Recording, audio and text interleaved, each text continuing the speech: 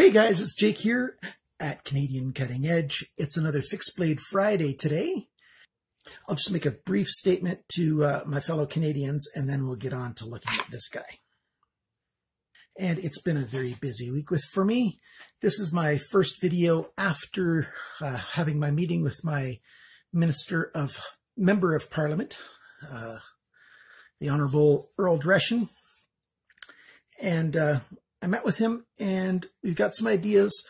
He is sympathetic to the issues that we are facing with the CBSA, us Canadians who are finding that one of our federal agencies is taking away knives that are legally ours to keep. And the fighting of it is going to be a long, slow, drawn-out process. And that's the way it's going to be. He did say that doing a House of Commons petition, and that's a very technical, specific way of doing a petition directly to the House of Commons, that's not going to be the best method for this case, in his opinion. And I'm going to follow his advice, and we're going to try a few other things, and I'll talk to you more about that in upcoming videos. Today, for everybody, we're looking at this. So this knife is a CIMA branded knife, Aus 8 steel. It doesn't have this name, but I'm calling it the Bear Claw. That's roughly the size of a bear claw, a small one, maybe a black bear. Certainly not a grizzly bear. Grizzly bear claws are even longer than this. And it's sort of shaped a bit like a bear claw, and it's quite sharp. And the way that tip is right there, it's kind of dangerous, like a bear claw, you know. Just going to rip you right open if that kind of gets across you. Because it is sort of in that same category, at least I'm putting it in that same category as other fantasy knives that I've looked at. And that's the perspective that I'm taking when I review this knife. So we've got G10 handle scales, a thick stock blade, dual grind, and it comes with a Kydex-like sheath and a Techlock-like belt clip. And it's got these adapters so that you can put your, you can adjust it to the width of your specific belt so it doesn't just flop all over it. Of all the fake Techlocks that the various knives have coming out of China and being sold at places like GearBest and Fast Tech and AliExpress and all over the place, this is the one I dislike the least. I dislike them all, but a genuine Techlock isn't that bad, but this is the one that's the most okay out of all the fake ones because it's got a strong spring right there that you push in a large button that moves a large piece to unlock it. It's the most robust of them. Although, like I said, don't really prefer it. Black and green G10 and huge holes here. If you do want to have a strap that you use to strap around your wrist so you won't drop it as easy, that's okay. But other than that, it's a funky knife. Let's take a good close look at it right now.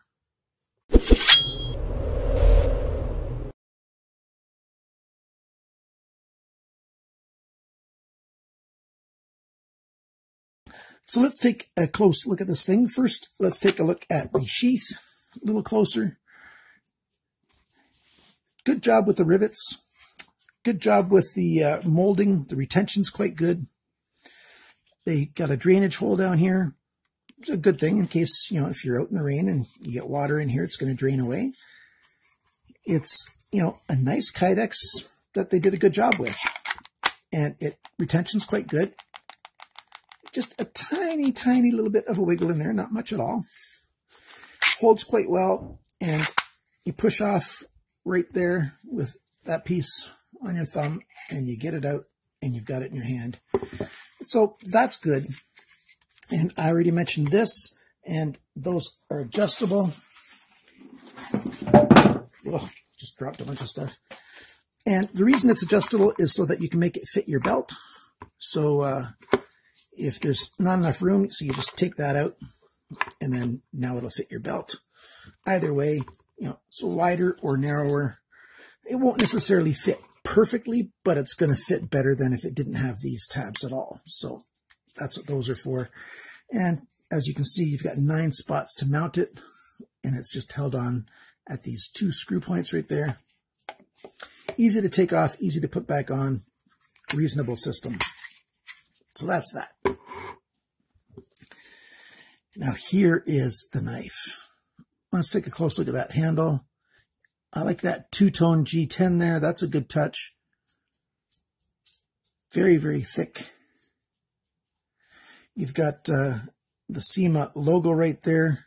That's a, let's see if I can get the light on it just right. It's supposed to be a horse's head with some other marks around it. And then on this side, there is a letter C. Well, that's backwards. It's this way. You can see that it's, that's a letter C. That's actually indented. So they've got a tool that's got that shape that they use to tighten this up together. And that's why this does not come apart easily at home by the end user. You do have a torque screw back here, but that's quite a bit too little to take it apart, because you have to be able to take that screw apart as well. So this is not a knife that you can take apart at home, at least not easily. How comfortable is the handle in the hand? Not very. It's so thin. It's comfortable, the part that I've got exposed right there, and then this part here, uncomfortable. For being so thin, it's way too much of a curve.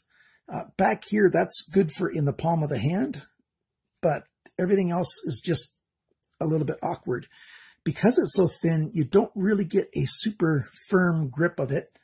And if you're using the knife in a, the scenario I'm thinking about is self-defense against a wild animal. If you're using it in that kind of scenario, you want to have a super sure grip, and you just don't have that in here. You've got a decent grip, but you're really going to need to use these holes to tie in some lanyard, some paracord that you can wrap around your hand and wrist and get a much better grip on it. And I've never been all that good at it, and so I'm not even going to try to demonstrate it. We've got some jimping here and back here, and that's it. This jimping by the thumb is a little bit helpful. It's not so aggressive that it's going to bother your thumb. It's just enough that you can get a good grip. You can move forward and grab it like this if you need to, but I can't see why you would want to. And you've got a tendency of getting your finger into the cutting edge right there.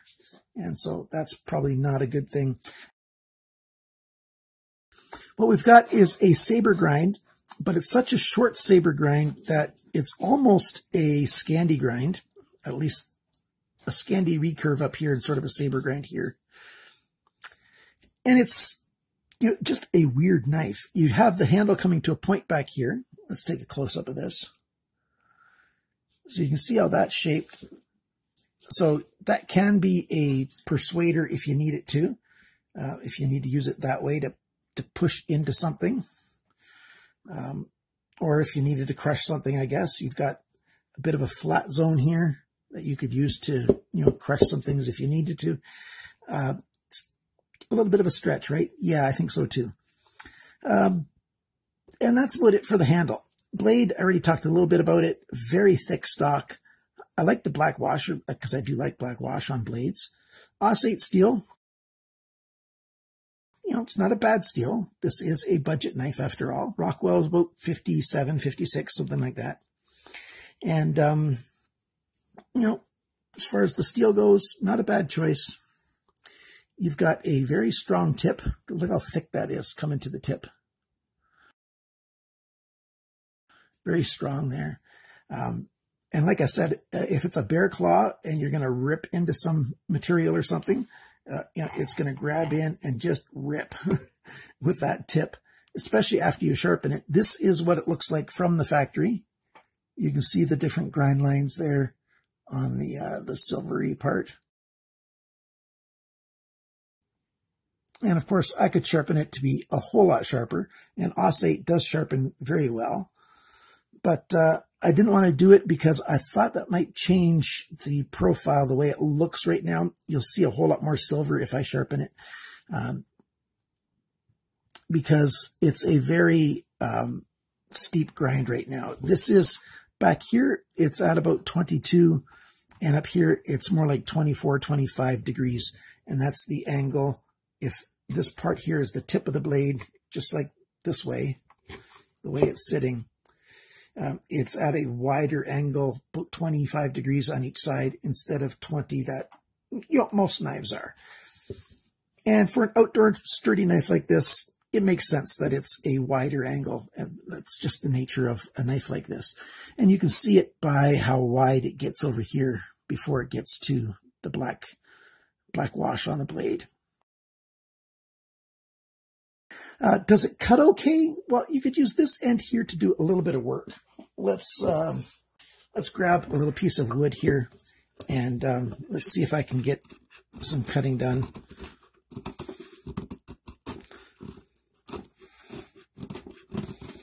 See, especially if you're using two hands like that or something, you can use this area to work with, and it works okay. This area up here, not so much. That's you can try to use it, but it's just not designed as well for it. After I sharpen it, it's going to be better, but it's just not that easy to sharpen either. This is a fairly dramatic recurve. A lot of guys just don't know how to sharpen recurves very well, and you need to be fairly good at recurves to do something that has this kind of radius on it.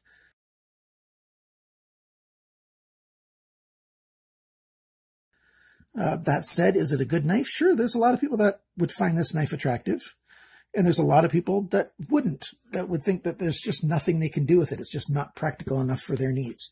And that makes complete sense to me. There's going to be a whole number of you guys that are going to make comments saying, oh, that thing's terrible, that thing's ugly, that thing's stupid, that thing's dumb.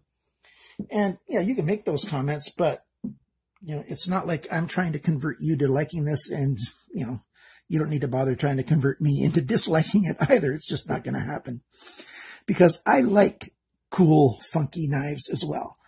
Is this a practical user? Probably not, but it's in that fantasy knife kind of group. And I like that kind of category of knives. They're kind of cool that way. What am I going to call this blade geometry? I'm calling it weird. It's a weird multi-grind. It's as technical as I'm going to be able to get for you. I already mentioned it's a saber grind, but it's a little more like a saber grind and a Scandi grind got together and then got a final grind. It's more sabery than Scandi, but you know what I'm talking about, I think. And the transition point right here is fairly rounded. If I were to sharpen it, I'm sure I could lose that point pretty easily. The point isn't exactly along with the point on the blade steel already. The point on the grind isn't the same point on the bevel, is what I mean.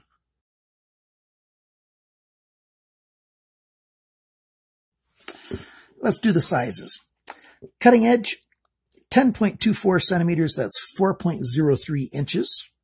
Blade length, so end of the G10 to the tip, 11.08 centimeters, 4.36 inches. Blade thickness, 4.88 millimeters, that's 0.192 inches, so almost 0.2 of an inch thick. The blade depth, and that's this measurement between my finger and my thumb, 2.54 centimeters, 1 inch. The thickness of the edge behind the grind. On this side here, it's 0.8 millimeters, and over here it's 1.5 millimeters, so really thick. In inches, it's 0.0315 and 0.059. The handle length is 12.31 centimeters, 4.85 inches. The handle thickness is 1.57 centimeters. That's 0.6175 inches. So a little over 0.6 of an inch. The handle depth, and I did it right here where it's a bit wider, 2.54 centimeters, 1 inch again. And the grip area, and I measured from the, get more light in here, from right here to the spot here where this point is, 8.89 centimeters, 3.5 inches. And then the total length of this, I forgot to do it in inches, 22.6 centimeters is the total length of this knife, and in inches it's on the screen. That's, a fairly long knife. The weight of this knife, 200 grams, 7.05 ounces. You add this. This is 88 grams, so 288 grams, 10.2 ounces combined. I will put the prices on the screen right here in US dollars, Canadian dollars, euros, and pounds. So what's special about this knife? Well, it's weird. That's its most special feature. It's thick on the handle. It's thick on the blade. It's just overbuilt. It's stronger than it needs to be. It's an attention getter. It's not so functional as it is, I guess, a visual distraction. It's to scare people, I guess. Maybe you could use it that way. It's a weird knife. What are the cons? There's a fairly good list on here that a lot of people are going to find cons. Just as it's a cool factor for some people, it's an uncool factor for another big group of people. It just looks odd to a lot of people. Too thick. It doesn't need to be that thick in the handle. It'd be better if it was a bit deeper. Too thick in the blade. It doesn't need to be that thick. It makes it really heavy. And being so narrow, the depth here, you have to go on quite an angle to get that grind done. So it's really thick behind the grind. The handle's not designed very comfortably if you're actually going to use it. Very limited grip options. You can't take it apart at home because of the way they did that screw there. And there's other negatives as well. So I think there's going to be a small group of people that are going to find this attractive. And if you're one of those people, have at it. Please use my links in the description below to get this knife from GearBest. It can be a fun knife for that group of people that finds it, kind of cool. It's not super expensive. And, it's a conversation starter. And if you really needed to, use this to protect yourself against a wild animal. That kind of slashing action is really going to tear into, a rabid coyote or, God forbid, bigger, worse animals attacking you or something. I live next to the mountains in Alberta, so I think of wild animals. So there you go. That's the knife. I'm not going to do any other cutting demonstrations. I showed you a little bit with that wood.